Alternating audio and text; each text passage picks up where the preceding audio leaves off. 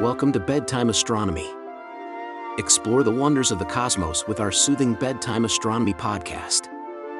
Each episode offers a gentle journey through the stars, planets, and beyond, perfect for unwinding after a long day. Let's travel through the mysteries of the universe as you drift off into a peaceful slumber under the night sky. This week in astronomy: Blue Ghost mission, Mars helicopter exploration, and unveiling Kuiper belt.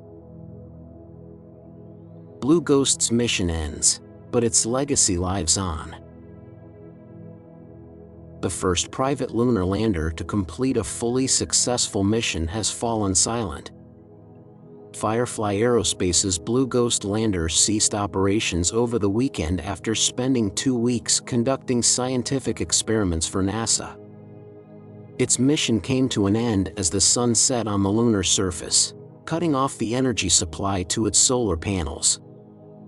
Firefly's CEO Jason Kim confirmed the mission's conclusion in a post on X late Sunday night, emphasizing that while the lander had completed its task, its legacy would live on in the minds of those who followed its journey. The lander continued to function for 5 hours into the lunar night as planned before finally shutting down. Firefly announced that images of the lunar sunset and glow captured by Blue Ghost would be released on Tuesday. Blue Ghost was launched from Cape Canaveral in January as part of NASA's Commercial Lunar Payload Delivery Program and successfully touched down on March 2nd at the far northeastern edge of the Moon.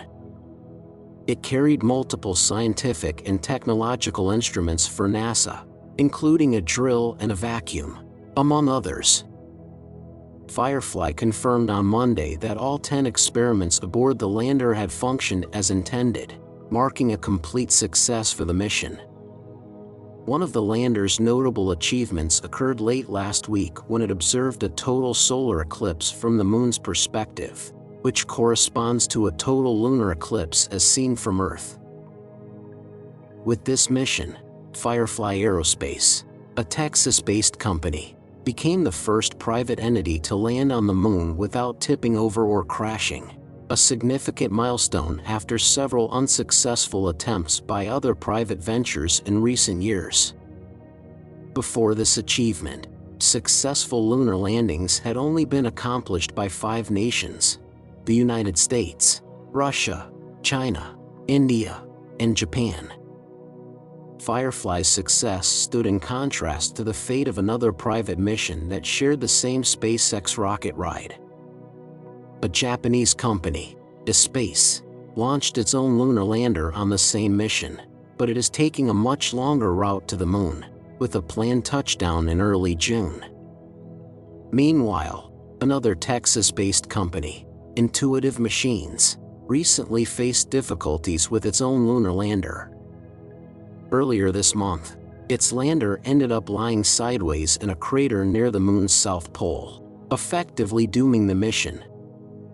This marked the second incomplete attempt for Intuitive Machines.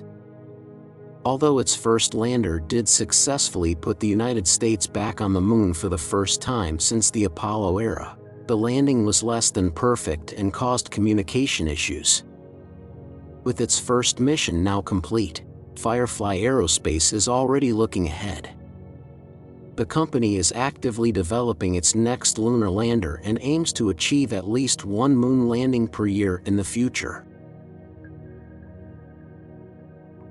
Nighthawk, the next step in Mars helicopter exploration.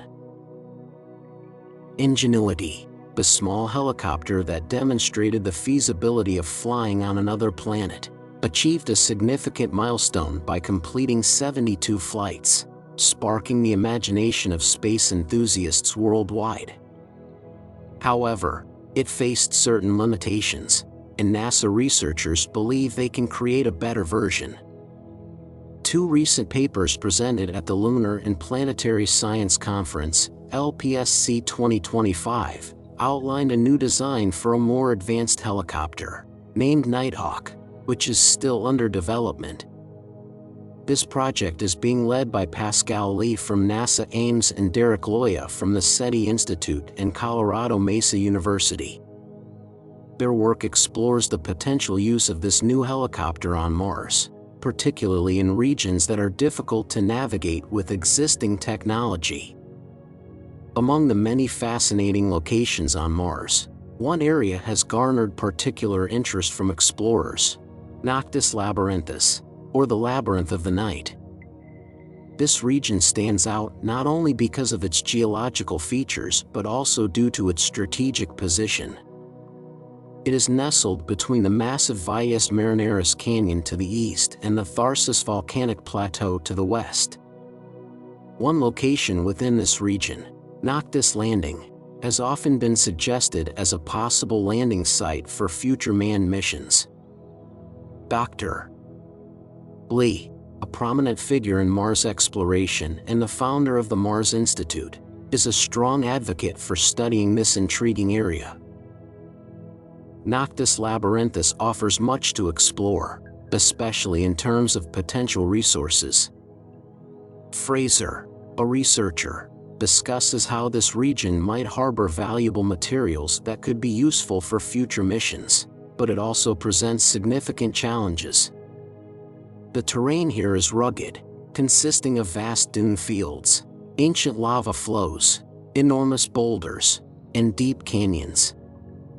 Such conditions would make it extremely difficult for a rover to operate effectively in the area. This is where a helicopter, like Nighthawk, could prove invaluable. While landing in such a challenging environment would be difficult, a helicopter could easily fly over the terrain, avoiding obstacles and landing only in safe areas. It could also capture stunning aerial imagery of the region, offering a perspective that a rover could never achieve. However, there are several reasons why Ingenuity, or similar helicopters, wouldn't be suitable for this kind of mission. The first issue is that Ingenuity relies on a rover, Perseverance, to relay communications back to Earth. In the rugged Noctis Labyrinthus, where rovers would struggle, this setup would not be practical. Another limitation of Ingenuity is its maximum altitude of about 25 meters, which is insufficient to navigate the towering obstacles in Noctis Labyrinthus. The team behind Nighthawk estimates that a minimum altitude of 100 meters would be necessary to safely bypass the region's challenges. Additionally, the Martian atmosphere is thin, and Ingenuity lacks the thrust to fly effectively in such conditions for most of the year. It also wouldn't be able to carry a scientific payload weighing 3 kilograms, which is the desired weight for the Nighthawk mission. In contrast, the new Mars chopper being developed by NASA is designed to overcome these challenges. This standalone, SUV-sized drone will be capable of carrying up to 5 kilograms of scientific instruments, flying up to 3 kilometers per day. This capability is far more suited to the needs of the Nighthawk mission. The primary goal of Nighthawk is to carry a 3-kilogram payload, which will include a color camera, a near-infrared camera, and a neutron counter for detecting water.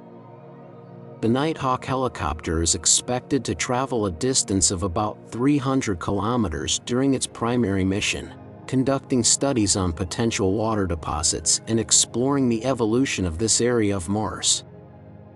Of particular interest is a light tone deposit, or LTD, near the Relict Glacier, which may contain significant amounts of water, potentially much closer to the equator than the known deposits near the poles.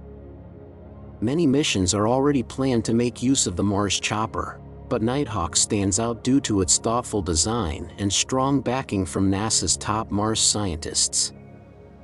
Although there is no set date yet for the competition to select the new Mars chopper, mission planners are likely to consider the Nighthawk architecture as they determine where this new drone will first be deployed. As the development of Nighthawk continues, it represents a major step forward in the exploration of Mars, offering exciting possibilities for future missions to the Red Planet. Unveiling the Kuiper Belt with Vera. Rubin. The exploration of the outer solar system is set to gain a major advantage with the upcoming operations of the Vera Rubin Observatory. When this powerful telescope begins its mission in late 2025, it will launch a 10-year survey of the sky, capturing its continuous changes and unveiling new cosmic discoveries. Among its most intriguing and challenging targets will be objects in the distant Kuiper belt, a region beyond Neptune filled with icy remnants from the early solar system. A team of planetary scientists led by J.J. Cavillars from Canada's Herzberg Astronomy and Astrophysics Research Centre has proposed an ambitious plan to use the observatory for an intensive survey focused on tracking objects along the trajectory of the New Horizons spacecraft. Currently located approximately 61 astronomical units from Earth, New Horizons remains the only spacecraft traversing the Kuiper belt, providing a unique opportunity for coordinated observations. The proposed survey, referred to as a deep drilling microsurvey, will dedicate about 30 hours of observation time at Vera Rubin across 6 separate 5-hour visits over the course of a year, beginning in 2026. The goal is to determine the orbits of approximately 700 Kuiper belt objects, significantly expanding the known catalog of these distant worlds. To achieve this, the team requires at least 5 hours of observation per night on 2 separate nights to construct reliable orbital arcs of the detected objects. Cavillars emphasizes that obtaining repeated observations of the same field is more valuable than simply extending the depth of a single observation, as the ability to track the movement of these distant bodies is crucial. The team's findings have been detailed in a paper available on the AR14 preprint server. Their proposal builds upon prior discoveries of Kuiper belt objects, including a survey led by Wesley Fraser in 2024 that identified 239 trans-Neptunian objects. Using data from the Hyper-SuprimeCam on the Subaru telescope, Fraser's team uncovered a surprising abundance of very faint objects beyond 70 astronomical units from the Sun. The detection of these objects may help explain previously recorded stellar occultations and data collected by the Student Dust Counter aboard New Horizons. If successful, the deep survey conducted with Vera Rubin will likely reveal many more such bodies, expanding our understanding of the Kuiper belt's population. One of the key hopes for the survey is that it will identify new targets for New Horizons to study from a distance. While finding an object close enough for a near flyby encounter is unlikely, the survey will at the very least provide a valuable sample of Kuiper belt objects that can be observed from afar. The prospect of discovering another intriguing object like Arrokoth, which New Horizons flew past in 2019, is particularly exciting.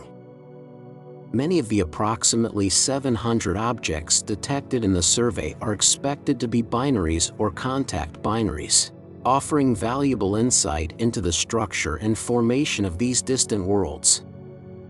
Even if they are not within range for direct observation by the spacecraft, their mere presence provides evidence that the Kuiper belt is more densely populated than current models suggest. A major benefit of the Vera Rubin Observatory's capabilities lies in its legacy survey of space and time, which will capture repeated images of vast sections of the sky over the course of a decade. Using its powerful LSST cam mounted on the 8.36-meter Simone Survey telescope, the observatory will collect a series of 30-second images covering 9.6 square degrees at a time.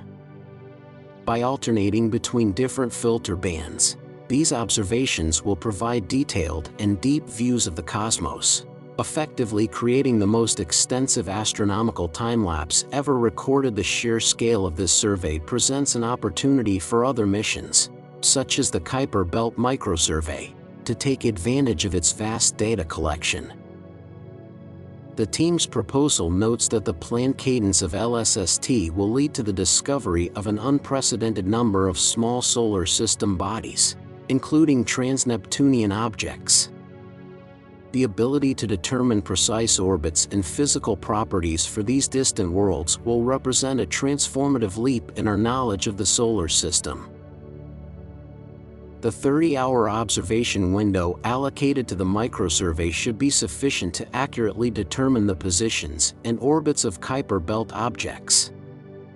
This will not only aid potential future observations by New Horizons but also provide valuable targets for upcoming spacecraft missions.